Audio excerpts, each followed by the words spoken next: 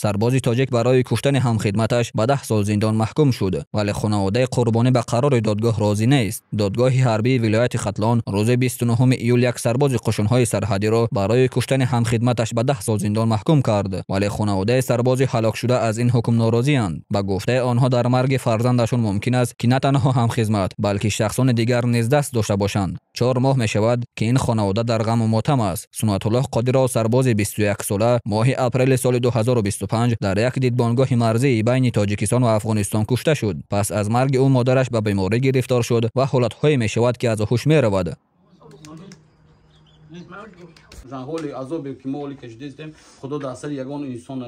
سرباز اسدالله قربانو در دادگاه نظامی ختلان برای قتل همخدمتش گناهکار دانسته شده به 10 سال زندان محکوم گردید. پدر سنت الله میگوید که از حکم دادگاه راضی نیست و حتما به آن اعتراض خواهد کرد. خانواده قادیروف دعوا دارد که فرزند آنها از پشت تیر خورده است و شاید کسی دیگری بجز همخدمتش نیز در این حادثه دست داشته باشد، ولی دادستانی گفته است که سنت الله از پیش تیر خورده است و تنها یک نفر در مرگ او گناهکار است.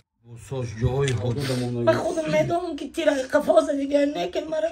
وقتی آوردن دیگه گپ گفتن کاغذ دوردن و گفتم دیگه گپ جون منتظرم ده به هم خیلی گاست نه با ما مجبوریم هم قرض هستیم. والدین از دادگاه خواستند که پرونده دوباره تفتیش شود، اما این درخواست آنها رد شده است. آنها این چنین میگویند که بعد مرگ فرزند از طرف مقامات حکومت زیر فشار قرار گرفتند. روز من نبودم، یک روز شنبه مقاماتای بالا اومدگن، نمیدونم کی بودگن، 5 نفر اومدگن اویلم فشار آوردگن، همون روز غلیگه این اوکل داروی رو نگاه، یا پاکت این همین اوکل دارو، این همین رو تو این کاغذای آنالیزش اینا یک نمیشه که کاپیده همین رو ما برای همین گرفتگیم که نمره تلفنشون اومده زن مقصد هر چی دیگه ما خوک کندیم بچه تا دویم برو برآوردیم شد تا مقصد شد دامی ویدیو برآمد کده ایخه کده من مجبور شدم که دامی ویدیو کو برآمد کنم برای که یگان مقامات هم پایانی که گفت ما رو گوش نمیکنن. طبق اطلاعات‌ها دیده می شود که مرگ سربازان تاجیک در داخل ارتش تاجیکستان دیگر چیزی نو نیست. پیشتر هم حالت‌هایی بودند که سربازان در نتیجه تصادف یا مناقشه‌ها جان باختند. هرچند مسئولان همیشه میگویند که وضع در ارتش بهتر شده است، ولی تا حال بسیاری از پدر و مادران از شرایط بد خدمت و اذیت کشیدن نواسکران شکایت میکنند. آنها میگویند که فرزندانشان را لطکوب میکنند، تحقیر میکنند و فرماندهان به حالشان اهمیت نمیدهند. این گونه حالت‌ها در میان استفاده برندگان شبکه‌های اجتماعی سوالهای زیادی را به میان آوردند که میگویند چرا چنین چیزها هنوز رخ میدهند، چرا کسی جوابگر نیست و چرا حیات یک سرباز که برای خدمت به وطن میرود چنین ارزان حساب می شود.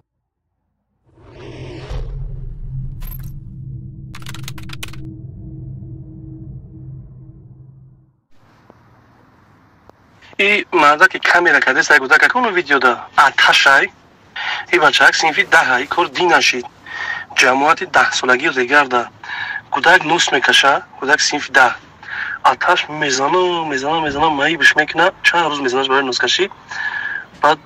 ای خونه 600 میگیره میگریزه میرود شب خونه امش میرود 3 روز گم میشه، بعد امش سنگ میزنه میگه که خیلی بچه تا میجه میخیزه میرود ایت شنبه میگیرش میارش در راه اون قشلاقی چی میگیرش شگرکه هم پری همون بین جماعت 10 سالگی دیگرده همونجا میزنه خیلی مایی بش میکنه در پشت تیکو میبندش اول ای دستوش 2 کیلومتر میکشش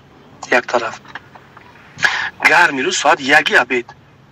امی 2 بسته عبید خلاصی گم میفره اونمو لینگوش رو میبنده 800 متر دیگه میکشش میفره اینه مظلومی گپا میزنه این طرح کامیرش میکنه اونا بو میشینه کو بو همون خلاصی گم که بعد 800 متر لینگوش بو میکشش یک نیم کیلومتر دیگه سر پر همون میدره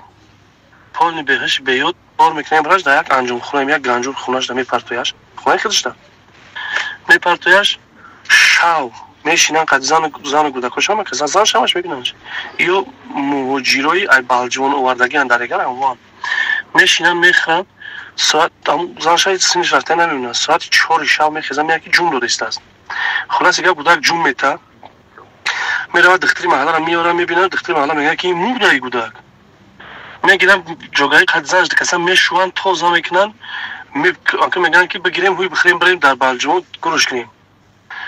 اومدن ملیسا میقپن شو ملیسا درکش نمیاد هم دور میقپنش اون همون دور نکشتگی شنالی بعد لیخ چون میقپنش تو آتش بردن محکم کردن همین کار خلاص گرفت آتش بچه شکشتگی میقه برای میسوم برای نوس اساس برای 600 سوش دیگه کار سلام دوستان سنجش شناسنامه خروجی یعنی که زدم پسورد برای شما مشکل شده است و شما نمیتونید با انتظار بیشتر میسازید اما پیش رو این مشکل شما را گرفتم شما میتونید با افرادش هستند پاسپورت‌های خود را بسازید و جواب درست را بگیرید آنها با طریق واتساپ با این برابر صحبت کنید این برابر با شما چیزی تمام کردن میتونید البته جواب برابر محمد با شما برابر و امروزها همه کار رو رایگان نمی شود کردن که اینها حقیق خودش را نیست میگیرند و شما برای